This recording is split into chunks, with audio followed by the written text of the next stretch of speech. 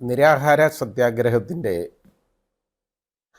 ആ ഉപജ്ഞാതാവെന്ന് പറഞ്ഞാൽ അത് കണ്ടുപിടിച്ചത് തന്നെ നമ്മുടെ മഹാത്മാഗാന്ധിയായിരുന്നു. ഗാന്ധിജി നിരാഹാര സമരത്തിലൂടെ ബ്രിട്ടീഷുകാരെ യഥാർത്ഥത്തിൽ തോൽപ്പിക്കുകയായിരുന്നു എന്ന് വേണം പറയാൻ. ബ്രിട്ടീഷുകാരെ മാത്രമല്ല, ഗാന്ധിജി നിരാഹാര സത്യാഗ്രഹം നടത്തിയിട്ടുള്ളത് ഈ ലഹളകൾ അവസാനിപ്പിക്കാൻ പോലും, അതായത് വർഗീയ ലഹളകൾ അവസാനിപ്പിക്കാൻ പോലും പര്യാപ്തമായിരുന്നു എന്നുള്ളത് നമുക്ക് കാണാം. നിരാഹാര സത്യാഗ്രഹം എന്ന് പറയുന്നത് അത് ഒരു ഒരു ലോഫുൾ പവർ, ഒരാൾ, അതായത് നിയമാനുസരണമുള്ള ഒരു കാര്യം, നിയമം ഉണ്ടെന്ന് കരുതുന്ന രീതിയിൽ അധികാരികൾ എന്തെങ്കിലും പ്രവർത്തിക്കുമ്പോൾ അതിൽ നിന്ന് അവരെ പിന്മാറ്റാനായിട്ട് നിരാഹാര സത്യാഗ്രഹം എന്നുള്ള ഒരു കാര്യം ഗാന്ധിജി കൊണ്ടുവന്നതാണ്, മുമ്പോട്ട് കൊണ്ടുവന്നതാണ്. അത് ഇന്ത്യക്ക് സ്വാതന്ത്ര്യം വാങ്ങാൻ പോലും പര്യാപ്തമായിരുന്ന ഒന്നായിട്ട് മാറി നിരാഹാര സത്യാഗ്രഹം. ഇപ്പോൾ നമ്മുടെ പുതിയ, അതായത് ഇന്ത്യൻ പീനൽ കോഡിൻ്റെ പുതിയ വെർഷൻ ന്യായ സംഹിത എന്നുള്ള രീതിയിൽ, ഭാരതീയ ന്യായ സംഹിത എന്നുള്ള രീതിയിൽ പുതിയതായിട്ടുള്ള ബില്ലൊക്കെ അവതരിപ്പിച്ച് എല്ലാം കഴിഞ്ഞു. അതിപ്പോൾ പാസ്സായി, ബില്ല് പാസ്സായി, അത് പ്രസിഡൻ്റ് അസൻറ്റും കിട്ടിക്കഴിഞ്ഞു. ഇനി അത് നടപ്പാകുന്ന ഡേറ്റ് മാത്രമേ ഉള്ളൂ നോക്കാൻ ആയിട്ടുള്ളത്. അതിൽ 226 വകുപ്പ് എന്ന് പറയുന്നത് അറ്റംപ്റ്റ് ടു കമ്മിറ്റ് സൂയിസൈഡ് എന്നുള്ളത് തുടങ്ങിയിട്ട് അറ്റംപ്റ്റ് ടു കമ്മിറ്റ് സൂയിസൈഡ്, അതായത് ഏതെങ്കിലും ഒരു ലോഫുൾ എക്സർസൈസ് ഓഫ് പവറിനെ പ്രിവെൻറ്റ് ചെയ്യാനോ അതിൽ നിന്ന് അധികാരികളെ മാറ്റാനോ ആയിട്ട് അറ്റംപ്റ്റ് ടു കമ്മിറ്റ് സൂയിസൈഡ് എന്ന് പറഞ്ഞു കഴിഞ്ഞാൽ, ഒരാൾ മരണം വരെ നിരാഹാരം അനുഷ്ഠിക്കും എന്ന് പറഞ്ഞു കഴിഞ്ഞാൽ അയാൾ മരിക്കാൻ വേണ്ടിയാണ്. അപ്പോൾ അത് നിരാഹാരം അനുഷ്ഠിക്കുകയാണ്, പട്ടിണി കിടക്കുകയാണ്, വെള്ളം കുടിക്കുന്നില്ല. അങ്ങനെയുള്ളപ്പോൾ അയാൾക്ക് മരണം വരെ സംഭവിക്കാവുന്ന ഒരു കാര്യമാണ്. അത് ആത്മഹത്യാ ശ്രമമായിട്ട് മാറ്റി അത് 226 വകുപ്പ് അനുസരിച്ച് അത് കുറ്റകൃത്യമാക്കി കേസെടുക്കാമെന്നുള്ളതാണ്. അപ്പോൾ ഇനി ഇത്തരം ഒരു സമരമുറ, ഇപ്പോൾ നമ്മുടെ സെക്രട്ടേറിയറ്റിന് മുമ്പിലൊക്കെ സാധാരണ ധാരാളം ആളുകൾ ഇതുപോലെ കുടിലുമൊക്കെ കെട്ടി നിരാഹാരം കിടക്കുന്ന കുറേ പേരുണ്ട്. അത് ചിലർ ശരിയായ കാര്യത്തിനും കിടക്കും, ചിലർ ആവശ്യമില്ലാത്ത കാര്യങ്ങൾക്കും കിടക്കാറുണ്ട്, ഇല്ല എന്നൊന്നും പറയാൻ പറ്റുന്നില്ല.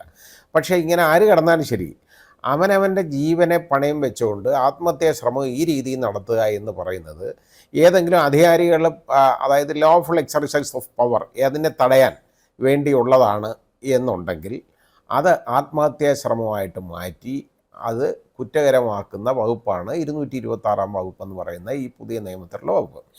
അപ്പോൾ യഥാർത്ഥത്തിൽ അതൊരു വളരെ വലിയ ദോഷം ചെയ്യുന്ന ഒരു കാര്യമാണ്. ജനങ്ങൾക്ക് പ്രതിഷേധിക്കാനും അതുപോലെ തന്നെ അധികാരികളുടെ കണ്ണു തുറപ്പിക്കാനും ഉള്ള ഒരു മാർഗമായിരുന്നു യഥാർത്ഥത്തിൽ നിരാഹാര സത്യാഗ്രഹം എന്നുള്ളത്. അപ്പോൾ അത് ഇപ്പോൾ മാറ്റിക്കഴിഞ്ഞാൽ എന്തു ചെയ്യാൻ പറ്റും? അത് ക്രിമിനൽ കുറ്റമാക്കി കഴിഞ്ഞാൽ ഈ ആളുകളെയൊക്കെ അറസ്റ്റ് ചെയ്യാം. ഇതുപോലെ ഒരുപാട് പവറുകൾ ആളുകളുടെ കയ്യിൽ നിന്ന് ഓരോ അവകാശങ്ങളും അധികാരങ്ങളും എടുത്തു മാറ്റിക്കൊണ്ടിരിക്കുകയാണിപ്പോൾ. അതിൻ്റെ ഏറ്റവും വലിയ അവസാനത്തെ ഉദാഹരണമാണ് ഇപ്പോൾ ഈ പറഞ്ഞത്. അതൊരു പ്രത്യേക രീതിയിൽ അതാരും പെട്ടെന്ന് തിരിച്ചറിയാൻ വയ്യാത്ത വിധത്തിലുള്ള ഒരു അമെൻമെൻറ്റ് കൊണ്ടുവന്നേക്കാണ്. പക്ഷേ അത് ഇൻ്റർപ്രറ്റ് ചെയ്യുമ്പോൾ, അത് വ്യാഖ്യാനിക്കുമ്പോൾ, ആ പ്രൊവിഷൻ വ്യാഖ്യാനിക്കുമ്പോൾ ഈ പറഞ്ഞത് തന്നെ വരും. അതായത് നിരാഹാര സത്യാഗ്രഹം നടത്തുന്നത് കുറ്റകരമാണ് എന്ന് വരും. നിരാഹാര സത്യാഗ്രഹം ആത്മഹത്യയിലേക്ക്, അതായത് മരണം വരെ നിരാഹാര സത്യാഗ്രഹം അനുഷ്ഠിക്കും എന്ന് പ്രഖ്യാപിച്ചു കഴിഞ്ഞാൽ അയാളെ അറസ്റ്റ് ചെയ്യാം. ആ രീതിയിലേക്ക് പോവുകയാണ്. അത് ക്രിമിനൽ കുറ്റമായിട്ട് മാറി അയാളെ വിചാരണ ചെയ്യാം, അയാൾ ആത്മഹത്യക്ക് ശ്രമിച്ചു എന്ന് പറയാം. അപ്പോൾ ആ രീതിയിലേക്ക് കാര്യങ്ങൾ പോയിക്കൊണ്ടിരിക്കുകയാണ്. അപ്പോൾ ജനങ്ങളുടെ ബാർഗെയിനിങ് കപ്പാസിറ്റി എന്ന് പറയുന്നത് ഓരോ വിധത്തിൽ എടുത്തു മാറ്റിക്കൊണ്ടിരിക്കുന്ന ഒരു സ്ഥിതിവിശേഷമാണ് ഇപ്പോൾ നമ്മൾ കാണുന്നത് പല കാര്യങ്ങളിലും. ഓരോന്നായിട്ട് അതുപോലെ അത് ഹനിച്ചുകൊണ്ടിരിക്കുകയാണ്. അതിൻ്റെ ഒരു ഉത്തമ ഉദാഹരണം, ഒടുവിലത്തെ ഉദാഹരണമാണ് ഈ പറയുന്ന 226 വകുപ്പ്.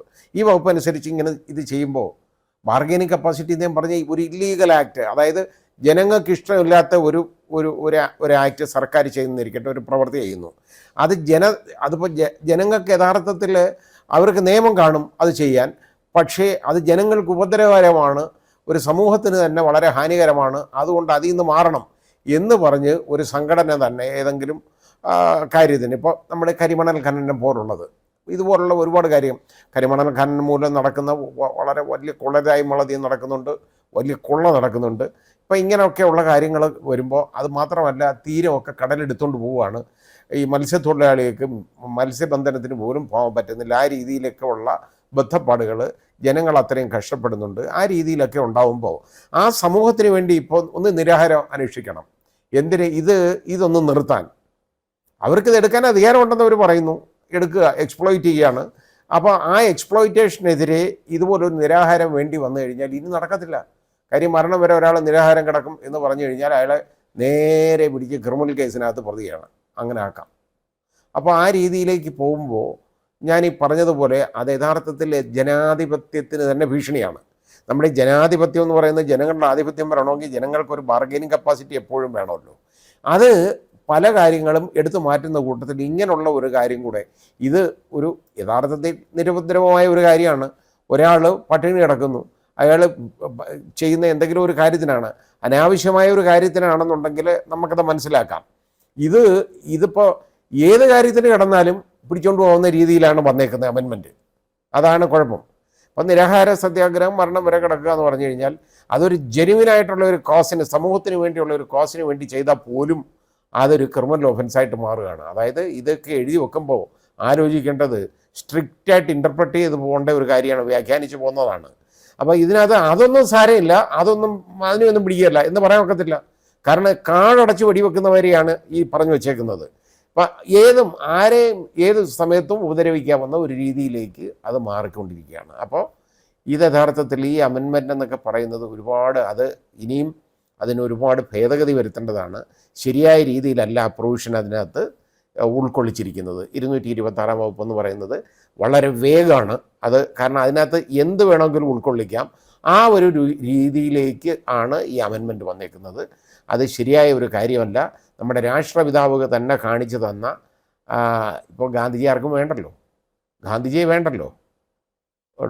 നമുക്ക് ശ്രീ NV കൃഷ്ണവാര്യർ പറഞ്ഞത് ആണെന്നുണ്ടെങ്കിൽ മഹാത്മാഗാന്ധി റേഷൻ കടയിൽ അരി വാങ്ങാൻ ക്യൂ നിൽക്കുമ്പോൾ അടുത്തൂടെ ഗോഡ്സെ മുന്തിയ കാറിൽ പാഞ്ഞു പോകുന്നെന്നുള്ളതാണ്. അതിനെക്കുറിച്ച് ആ രീതിയിൽ നമ്മൾ ആലോചിച്ചാൽ മതി. അപ്പോൾ അങ്ങനെയുള്ള കാര്യങ്ങൾ വരുമ്പോൾ ഇവിടെ ഇതുപോലെ രാഷ്ട്രപിതാവ് നമുക്ക് കാണിച്ചു തന്ന ഒരു കാര്യമാണ്, ഒരു ശരിയായ സമരമുറയാണ്. അതൊന്നും ഇനി പാടില്ല എന്ന് പറഞ്ഞു കഴിഞ്ഞാൽ എന്ത് ചെയ്യാൻ പറ്റും? ഒരു സമരം, നിരാഹാര സമരം ഒരാൾ നടത്തുന്നു, അത് അയാളെ പിടിച്ച് അകത്ത് കൊണ്ടിടാം. ഇത് തന്നെ കാര്യം, പിടിച്ച് കേസെടുക്കാം, കോടതി കയറി ഇറങ്ങി നടക്കണം. അങ്ങനെയും കൂടെ ഉണ്ട്. അറസ്റ്റ് ചെയ്ത് ആശുപത്രി കൊണ്ടിടുകയാണെങ്കിൽ നമുക്ക് മനസ്സിലാവും. പക്ഷേ അതല്ലല്ലോ വരുന്നത്. കോടതിയിൽ കയറി ഇറങ്ങണം. ക്രിമിനൽ കുറ്റമായിട്ട് മാറി അത് കോടതിയിൽ ഉള്ള വരേണ്ട ഒരു ഒഫൻസായിട്ട് ഒരു ഗുരുതരമായ ഒരു ഒഫൻസായിട്ട് അത് മാറ്റി. ഈ രീതിയിലാണ് കാര്യങ്ങൾ പോകുന്നത്. ആ അമെൻമെൻ്റൊക്കെ എന്നൊക്കെ പറഞ്ഞാൽ ഭേദഗതിയൊക്കെ വേണ്ട വിധത്തിൽ ആലോചിക്കാതെ ഒക്കെ ചെയ്തു വച്ചേക്കുന്നതാണെന്ന് വേണം കരുതാൻ. കാരണം അതിൻ്റെ വേർഡിംഗ് ഒക്കെ എന്നൊക്കെ പറഞ്ഞത് ഞാൻ പറഞ്ഞില്ലേ വളരെ വേഗമാണ്. അതായത് അതിനകത്ത് ഒരിക്കലും ഇൽ ഡ്രാഫ്റ്റഡ് എന്ന് നമുക്ക് പറയാം. കാരണം ആ രീതിയിലാണ് വന്നേക്കുന്ന പല വകുപ്പുകളും. മറ്റത് ലോർഡ് മെക്കാളയും സർ ജെയിംസ് ഫിറ്റ്സ് ജെറാൾഡും ഒക്കെ ചേർന്ന് എഴുതുമ്പോൾ അവർക്ക് നല്ല വിവരവും ബോധവും ഉള്ളവരായിരുന്നു അവർ. ആ വകുപ്പൊക്കെ തന്നെയാണ് ഇതിലെടുത്ത് മാറ്റിയേക്കുന്നത്. അഡീഷണലായിട്ട് ഈ പണിയും കൂടെ അതിനകത്തോട്ട് കയറ്റിയിട്ടുണ്ട്. ഇതിങ്ങനെ കയറ്റുമ്പോൾ ഉള്ള തകരാറെന്ന് പറയുന്നത് ഇത് ആരെ എപ്പോൾ വേണമെങ്കിലും ഉപദ്രവിക്കാവുന്ന ഒരു രീതിയാണ് നിരാഹാര സമരം നടത്തിയാൽ. അത് ഒക്കെ മാറ്റേണ്ടതാണ്. അതിനൊരു പുനരാലോചന വേണം എന്നുള്ളതാണ് എൻ്റെ അഭിപ്രായം. കാരണം ഇതിന് ചർച്ചയൊന്നും നടന്നില്ല.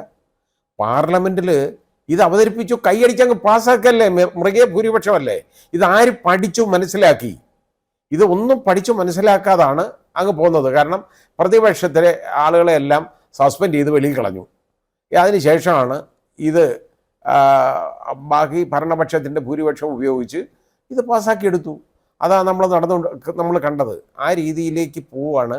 ഇത് അധപ്പതനത്തിൻ്റെ ഒരു രീതിയിലേക്ക് പോകും എന്ന് പറയാതിരിക്കാൻ വയ്യ. കാരണം ശരിയായ ഡിബേറ്റ് നടക്കാതെ, ഡയലോഗ് നടക്കാതെ, ഡിസ്കഷൻ നടക്കാതെ, അതിനകത്ത് വാദപ്രതിവാദങ്ങൾ നടക്കാതെ ഒരു നിയമം, വലിയൊരു നിയമമാണ്, ഇന്ത്യയുടെ നട്ടല്ലായ ഒരു നിയമമാണ് ഈ അഴിച്ചു പണിയുന്നത്. അപ്പോൾ പണിഞ്ഞത് അതിനകത്ത് ഇതേപോലുള്ള തെറ്റുകൾ ചൂണ്ടിക്കാണിക്കാനുള്ള അവസരം ആർക്കും കിട്ടിയില്ല എന്നുള്ളതാണ്.